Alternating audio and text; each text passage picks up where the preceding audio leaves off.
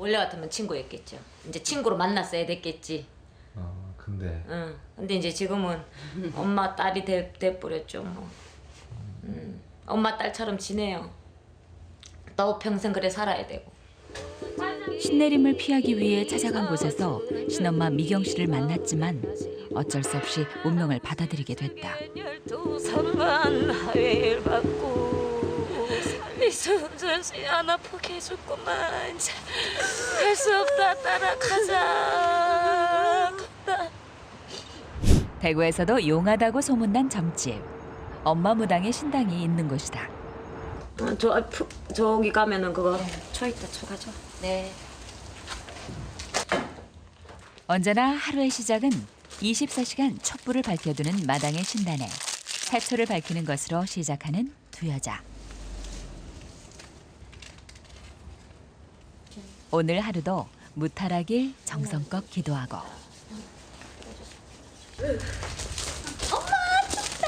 아 징그럽다.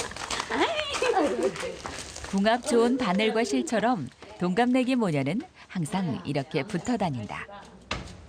원래 같으면 친구였겠죠. 이제 친구로 만났어야 됐겠지. 근데. 응. 근데 이제 지금은 엄마 딸이 돼버렸죠 뭐. 엄마 딸처럼 지내요. 너 평생 그래 살아야 되고. 가자 아름아. 준비해라. 짐 싣고 해. 개나밥 탔자.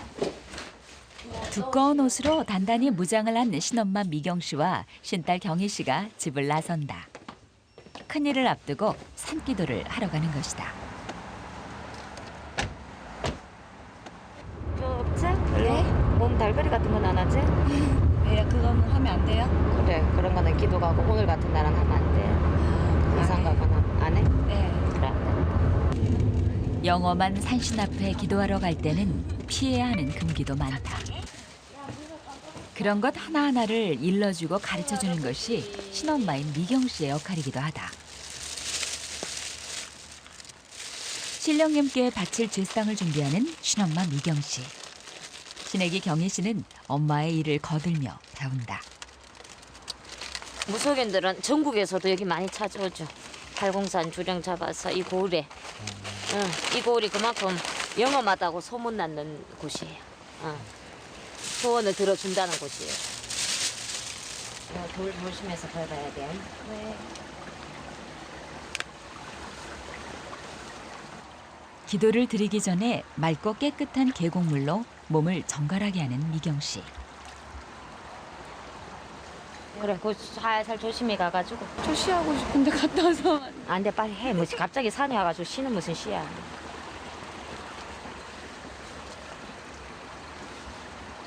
큰 선생님들하고 다니면 산에 가서 오줌 누고 싶어도 참아야 되는데 저렇게 한 번씩 말을 지른다니까. 입행구고. 입부터 한 거야? 또 이렇게 물 사서 묻지. 푹 담가 손을 깔짝깔짝 하지 말고. 이 하지만 푹푹 담가가지고 머리를 감는 것 대신이란 말이야 그게. 살얼음 속의 계곡물이 뼛속까지 시릴 정도로 차갑게 느껴지는 경희 씨. 뭐요 밑에 영왕에 불 쓰고 위에 가가지고 이제 자리 잡았어. 계곡물에 몸과 마음을 가다듬은 두 사람은 팔공산 산신령에게 제사를 드리기 위해 준비를 하는데 갑자기 휘파람 소리가 난다.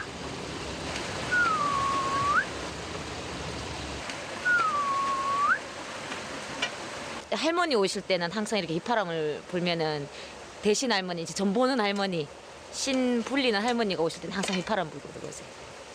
다른 신령님들은 그냥 하품하면서 올 때도 있고 그냥 뭐 몸이 들썩 끓을 때도 있고 근데 항상 대신 할머니가 올 때는 이렇게 휘파람을 불면서 들어오세요. 그러니까 내가 왔다 이 뜻이 이제 이게 휘파람 불 때는. 어린 시절부터 무병을 앓았던 경희 씨. 사실 신엄마 미경 씨는 신딸을 위해 이곳을 찾은 것이다. 앉아가지고 이렇게 해가지고 그럼 알아듣는 신병, 무병. 신이 와서 드는 병. 몸이 아프고 병이 이제 앓고 있으니까 그거 병 이제 안 아프게 해주려고. 그래서 내가 데리고 온 거지.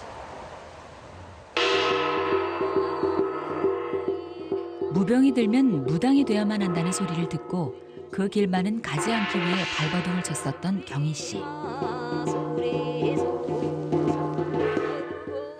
신내림을 피하기 위해 찾아간 곳에서 신엄마 미경 씨를 만났지만 어쩔 수 없이 운명을 받아들이게 됐다. 하회를 받고 살리자고 신심며 마음의 결심은 했지만 아직도 경희 씨는 무당이 돼야 하는 자신의 기구한 인생이 슬프다.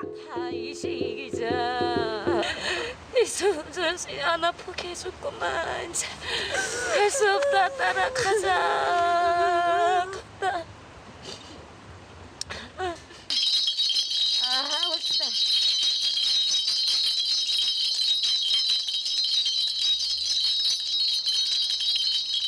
오냐 이 산천에야 이 산천에 사신 할머니다. 어? 어쨌든지 마음 먹고 뜻 먹고 정신 차리고 어느 누구나 사람 살 인생 살이에 뽕 뻗고 곱이 없겠냐마는 이 사주발자 타고 낳는 걸 시가물이 타고 낳는 걸 어찌하겠느냐. 선생님께서 울더라고요. 응. 왜? 불쌍하잖아. 그러니까 보니까 신에서도 보니까 불쌍하고 이 길을 가야 되는 게 늙어서 가도 불쌍하고 젊어서 가도 불쌍하잖아요. 아까 신이 와서 우는 거예요? 네, 응. 불쌍하고 안 됐으니까 어쩔 수 없이 이 길 가야 되겠다 하는 공판이 또 다시 한번 정확하게 나왔으니까. 신엄마 미경 씨는 몸과 마음이 약한 신딸 경희 씨에게서 부정과 잡기를 물리치는 의식을 치러준다. 처음 시작은 고등학교 때인 것 같아요.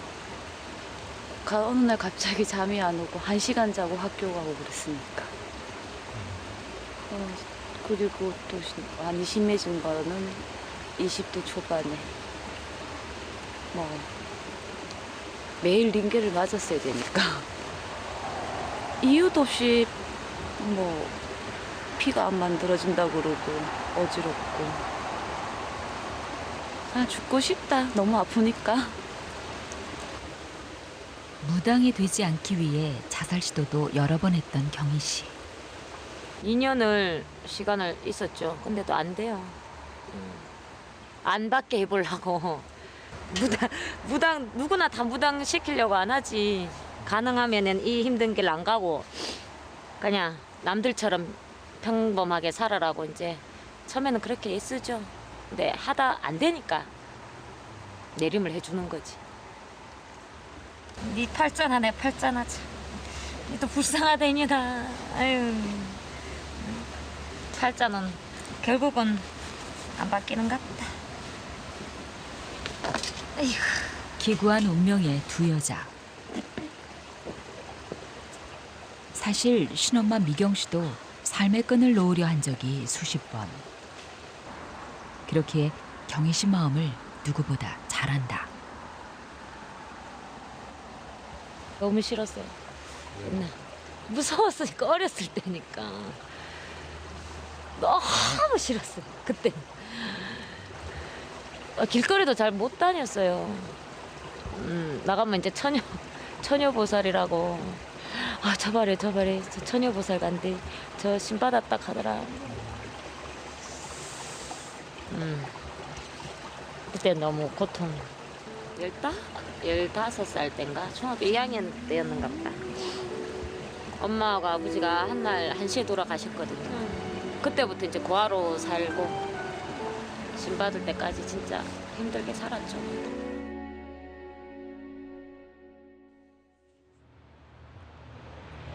다음 날 아침 누구세요? 일찍부터 상담을 예약한 손님이 찾아왔다. 엄마 손님 오셨어요. 어서 오세요. 밖에 추워요. 봅시다. 언니하는 사주 좀 볼까요? 몇 살이에요? 39. 신을 정하기 위해서 이제 방울을 흔들다든지 이제 이 점 보는 할머니를 정해가지고 그래야 이제 상담을 시작하죠. 점괘를 알려주는 대신 할머니를 부르기 위해 방울을 흔드는데 잠시 후 미경 씨의 목소리가 달라진다. 아이고. 잘한다. 응? 이래가지고 엄마는 어떻게 먹고 살고 하려고? 어? 오갈 데도 없고 지금 속도 뒤집어지고 사방팔방으로 쫓아다녀가지고 집도 사고 아들도 키워놓고 다 하면 많어. 접신을 해온 건 대신 할머니가 아니라 애기십니다. 걱정하지 마라. 엄마는 할머니가 자꾸 엄마니 끌안고 온다. 언니야 내 얘기 잘 들어요. 응? 애기가 언니한테도 나 같은 이런 동자 애기가 있나 봐 이 집에. 언니 애기 하나 지웠어요 혹시? 네. 그 애기가 그래 자꾸 왕래를 해. 그 애기가 낳았으면 언니가 조금 덜 외로울 수도 있었어요. 그 애가 자꾸 생각이. 또 다른 걱정거리에 대한 점괘를 보는 미경 씨. 깨끗하게 미련 없이 손 털어요. 손 털고 끌 생각도 하지 말고. 이 집에 지금 가게 일하는 거 전부 다 이미 기운 떨어졌거든. 그러고 들쑥날쑥해. 맞습니다. 저마다 아프고 절실한 사연으로 찾아오는 손님들이 미경 씨는 안쓰럽다. 가슴 아프지. 응. 얼마나 답답하겠어요. 평소보다 조금 이른 시간인데 신딸 경희 씨가 귀가를 서두른다. 네. 운전 조심해서 가잉. 네. 도착하면 전화드릴게요. 야.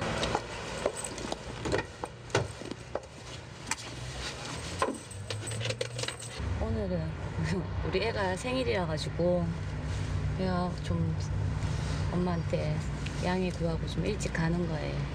기다리니까.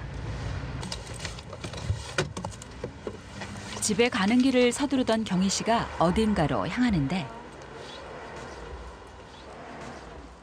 아이가 갖고 싶어하던 만화책을 고른다. 생일 선물이요. 오늘은 경희 씨의 발걸음이 유난히 가볍다. 2년 전까지만 해도 자신의 발로 이렇게 다니는 것조차 상상할 수 없었던 경희 씨. 엄청 미안하죠. 다들 엄마 품에 있을 나이인데 못 챙겨주니까 항상 미안하죠. 그래도 이제 안 누워있고 움직일 수 있으니까 애도 챙길 수 있고 좋아요. 혼자 일찍 왔네? 좀 왔어. 어쩐 일로? 내 지금 볼 일 있어가지고 좀 일찍 왔는데 지금 차 좀 빼주고 올게. 알았어요. 생일날인데도 하루 종일 혼자 있었던 아이가 문을 열어준다. 잘 있었어? 뭐 좀 먹었어? 응? 아이 혼자 있으니 항상 끼니 걱정부터 하는 경희 씨. 대뜸 아들 동주는 생일 선물을 찾는데 토요일 일을 가야 되는데. 그럼 금요일에 가자. 그럼 내일 아빠 이제 퇴근하고 나서 같이 사러 가자. 응. 약속. 아빠가 선물도 못 준비하고 나도 깜빡했어. 어떡하나. 난 분명 어제가 생일 이틀 전인 줄 알아서 아빠한테 어제 말했어. 그래서 오늘은 하루 전날인 줄 알았는데 오늘이었어. 좀 늦지. 미안해. 엄마도 준비 못해서. 응, 괜찮아. 이제 들어갈까요? 짜잔.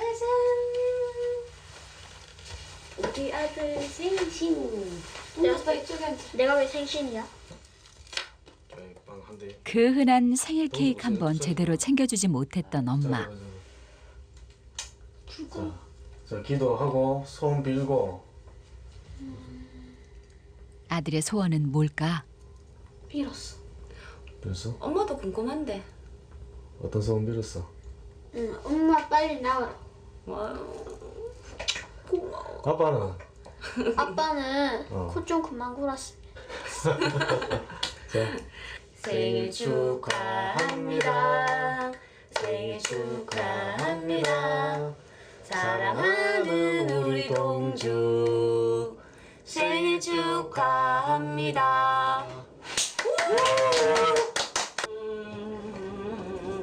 불 켜요 이제.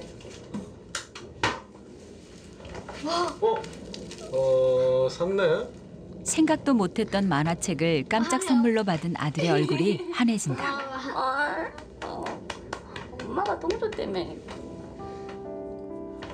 선생님. 전에보다 뼈가 더 줄어든 것 같아.